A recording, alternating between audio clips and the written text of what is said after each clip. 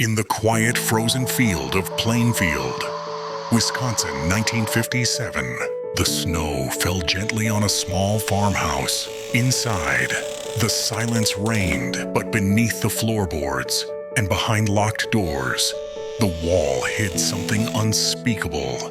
This is the story of Ed Gein, the man whose crime inspired Psycho, The Texas Chainsaw, and The Silence of the Lambs.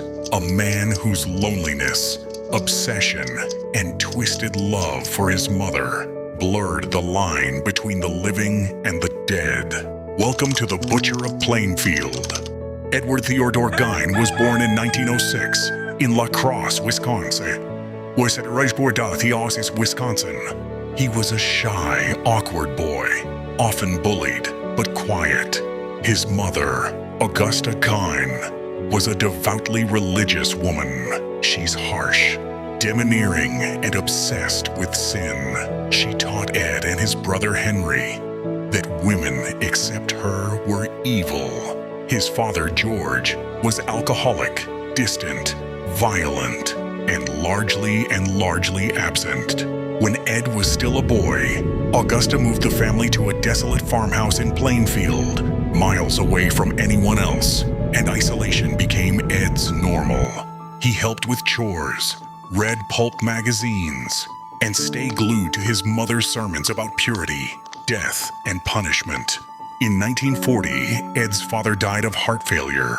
6 years later, tragedy struck again. His brother, Henry, died in a mysterious fire on the family property.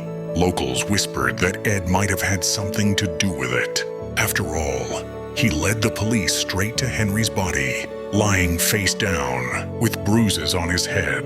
But it was ruled as accident. With Henry gone, Augusta was all Ed had left. But then, in December 1945, Augusta died of a stroke. For Ed, it was the end of the world. He sealed off her bedroom and preserved it like a shrine, untouched and immaculate. And the rest of the house fell into decay. But Augusta's death, Ed became a recluse. But something dark began to grow inside him, a fascination with anatomy, death, and the female body.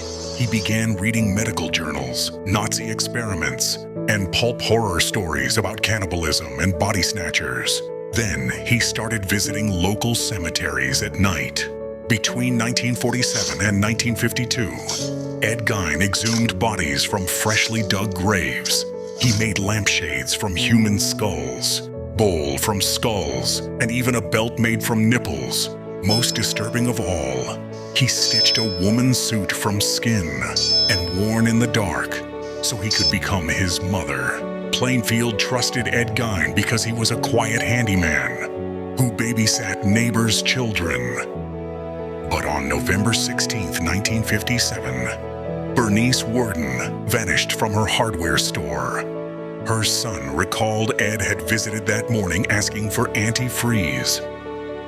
Police followed the trail to the Gein farm, and what they found defied comprehension. In the shred hung Bernice's body, decapitated, gutted, and skinned like a deer. Mary Hogan's head, a heart in the box, chair covered with skin, sand mask made from faces. Every police officers fled outside to vomit. The farmhouse became a workshop of nightmares. When Ed Gein was arrested, he was polite and gentle. He confessed to killing 2 women, and the rest came from the graveyard. He questioned on why he did all that. He only replied with, "She looked like my mother." Psychiatrists declared him insane, diagnosing schizophrenia and psychotic depression. He spent the rest of his life in a state hospital, painting, reading, and speaking loving of Mama. Ed Gein later died in 1984 at age 77, but his legacy grew far beyond Wisconsin. Do you think Ed Gein would have turned out better if his father was present or if his mother wasn't extreme?